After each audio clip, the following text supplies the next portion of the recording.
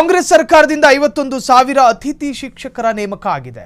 13,000 ಖಾಯಂ ಶಿಕ್ಷಕರ ನೇಮಕಾತಿ ಪ್ರಕ್ರಿಯೆ ಪೂರ್ಣಗೊಂಡಿದೆ. ಮೊದಲು ನನ್ನ ಇಲಾಖೆಯನ್ನ ಬೇರೆಯವರಿಗೆ ಕೊಟ್ಟಿದ್ದರು.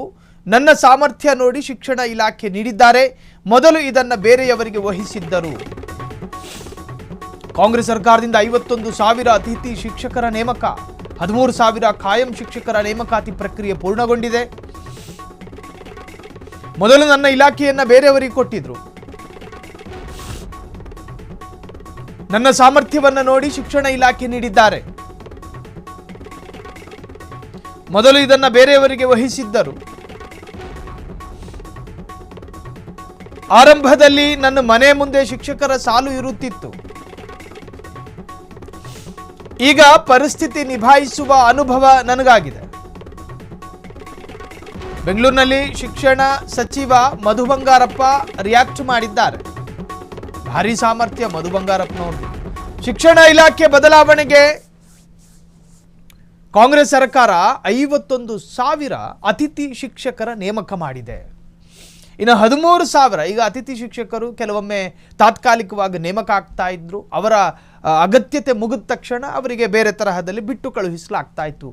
ಅದರಲ್ಲಿ 13,000 ಖಾಯಂ ಶಿಕ್ಷಕರಾಗಿ ಪರಿವರ್ತನೆಗೊಂಡಿದ್ದಾರೆ. ಟೆಂಪ್ರವರಿಗೆ ಅಂತ ಬಂದವರು ಪರ್ಮನೆಂಟ್ ಆಗಿ ಉಳ್ಕೊಂಡಿದ್ದಾರೆ.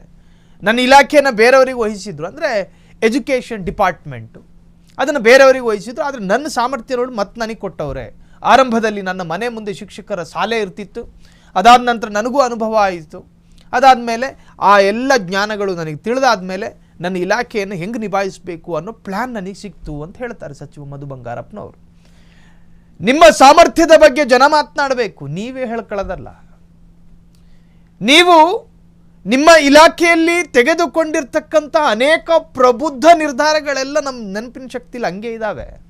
ಏನೇನು ಮಾಡಿದ್ರಿ, ಏನೇನು ಎಡವಟ್ಟಾಗಿದ್ದಾವೆ, ಏನೇನು ಪ್ರಮಾದಗಳನ್ನು ಎಷ್ಟೊಂದು ಸ್ಪಷ್ಟವಾಗಿ ಮಾಡಿದ್ದೀರಿ, ಅವೆಲ್ಲವೂ ಜೀವಂತವಾಗಿರುವಾಗ ನೀವೊಬ್ಬ ಸಮರ್ಥರು ಅಂತ ಹೆಂಗೆ ಹೇಳಕತ್ತೀರಿ ಅಂತೇಳಿ ನಾಳೆ ದಿನ ಜನ ಕೇಳಿದ್ರೆ ತಲೆ ಕೆಳಗೆ ಹಾಕೊಂಡು ಹೋಗಬೇಕಾಗುತ್ತೆ ಮಧು ಬಂಗಾರಪ್ಪನವರು.